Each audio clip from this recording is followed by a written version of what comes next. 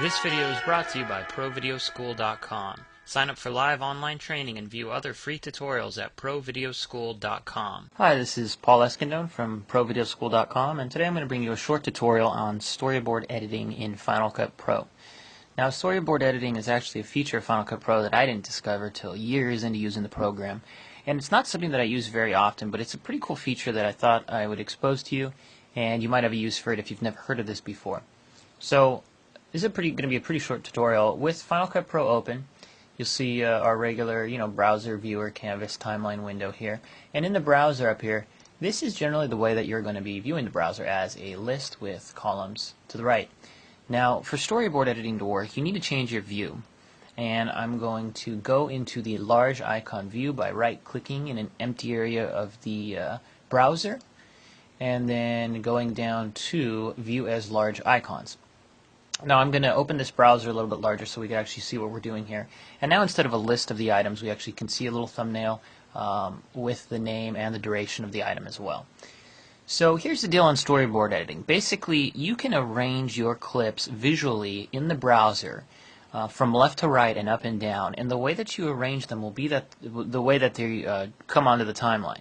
So if you're trying to put a really quick rough cut together with some footage that you shot, and you only have a couple minutes to do it, and you don't mind that the clips are going to be, pretty long and might not exactly be what you want them to be, you can use this method to really quickly get the clips onto the timeline, as long as that thumbnail, is visually descriptive enough of the clip to kind of show you what's going on in the clip, and just depending on what you're shooting or how you log, that very well may be the case.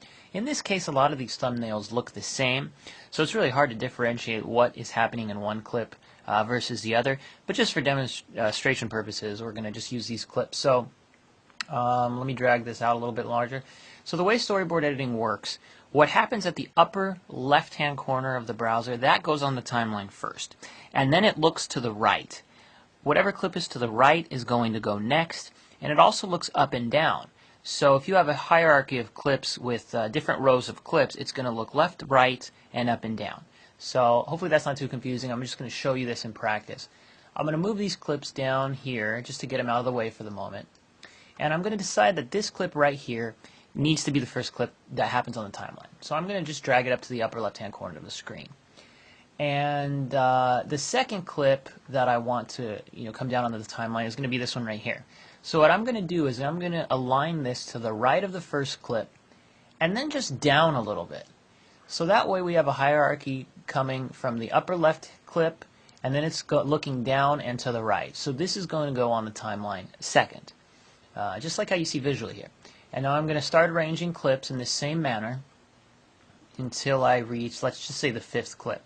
Now we could keep doing this in one single row all the way across screen, but just depending on your how many clips you have in your screen real estate, that might not be feasible. So what you want to do for the sixth clip is decide which clip it's going to be. Let's pick this one right here, and you want to start a new row, and you want to start it underneath the previous fifth clip, which is right here. So I don't want to put this one right here. This can confuse Final Cut, and I might not get the results that I'm looking for. So let's put this one right here, and then let's start another row of clips, and for whatever reason, let's just do 3 clips on that row, and then let's start another row of clips, and there we go. And this over here is a sequence that we don't even want to include in there. So just looking at the browser now, this is going to be the first clip, second, third, fourth, fifth, 6th, 7th, 8th, 9th, 10th, 11th, and we've quickly made, now without having to go in the timeline yet, we've quickly made a storyboard, and we can refine our edits in the timeline instead of having to refine our edits in the viewer straight from the browser. So let's minimize it. Actually, first let's select all the clips here. So we're going to hit Command A, and then I'm going to Command click the sequence here, storyboard test sequence, because obviously I don't want to bring a sequence into the sequence I'm trying to bring it in. Final Cut won't even let me do that. So I have everything selected now, and I can close this window down, move this window down, and now when I drag all these clips down, you're going to see that it's going to happen in the exact order that I thought they were going to happen in via how I arranged the browser.